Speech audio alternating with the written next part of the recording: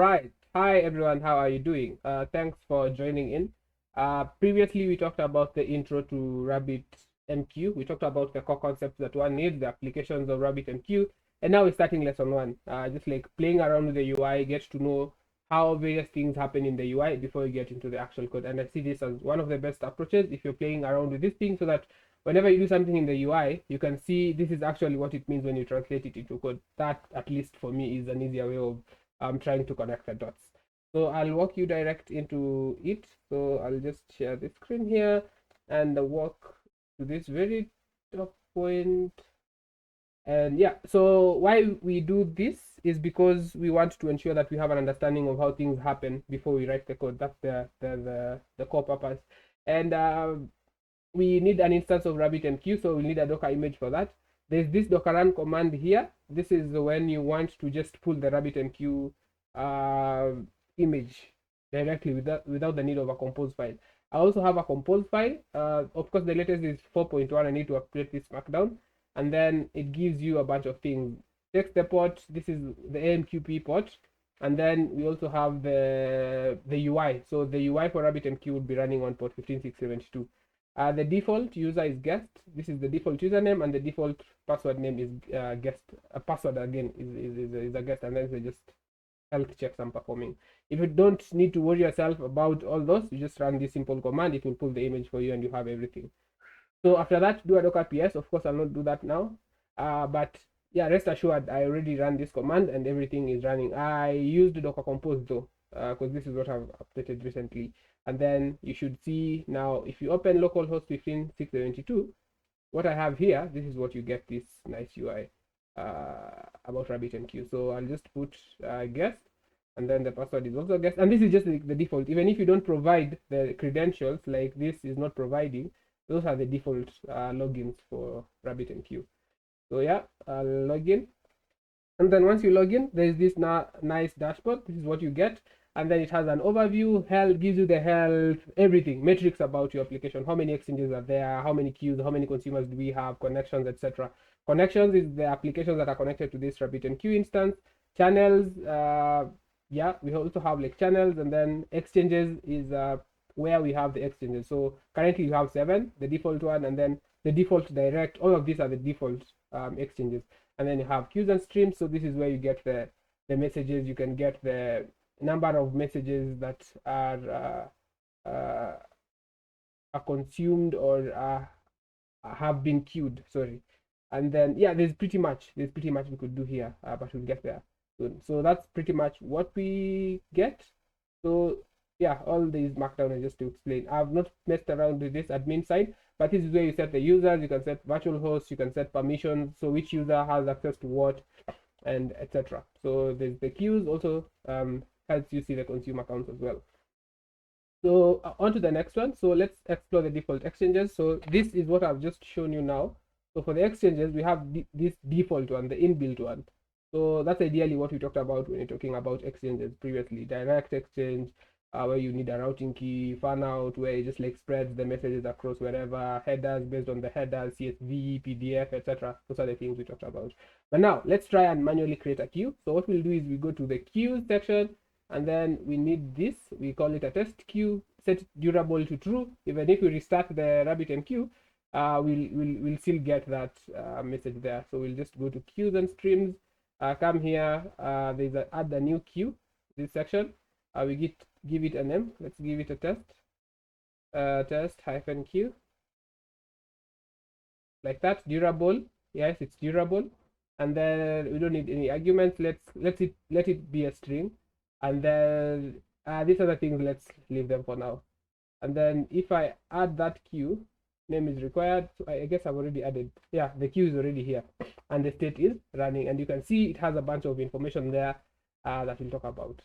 So if we proceed now, manually, let's publish. So we've already added a queue. So we already have our first queue, and we've already seen it. So let's manually publish a message. So we'll go to the exchanges, because the publisher gets the message, takes it to the exchanger, and then the exchanger would be the one that is routing it to the specific queue.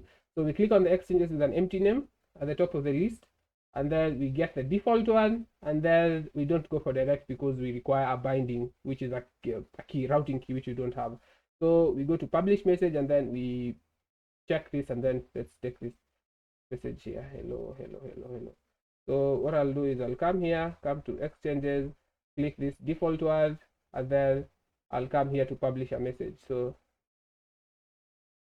yeah, so what I'll do is I'll say hello.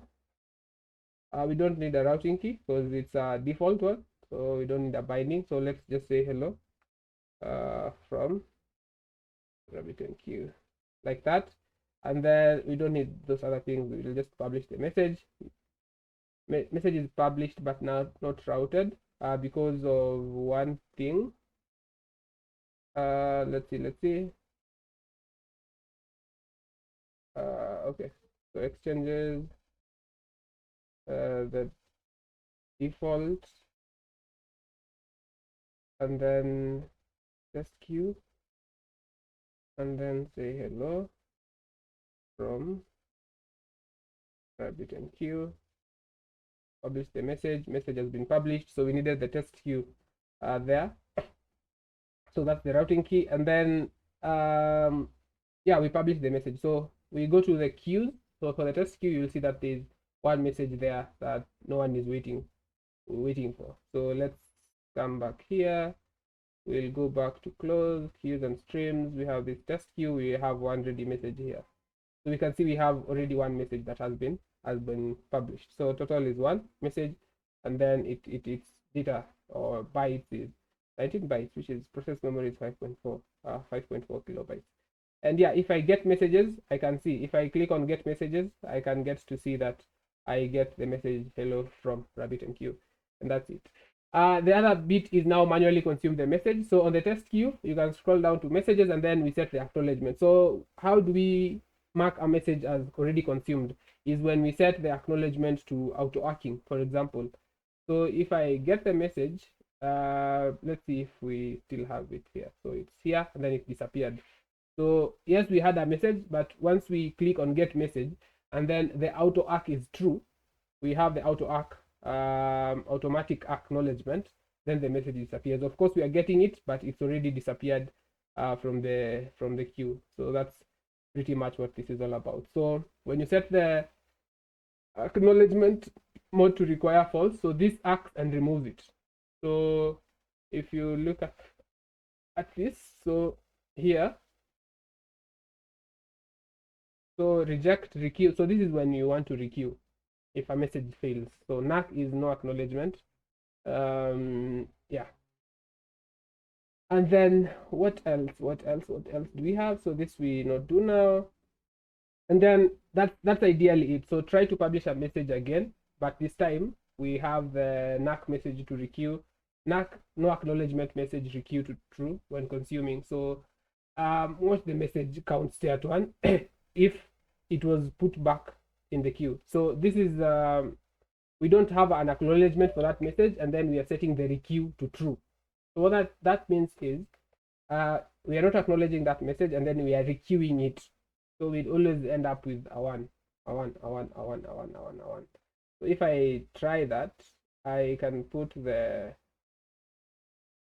reject requeue. Is it false? Some of these things changed here and there, which is very, very funny. So I'll just publish another message.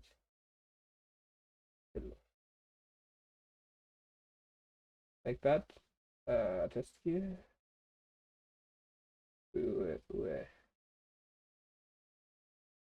Published. So I'll come here.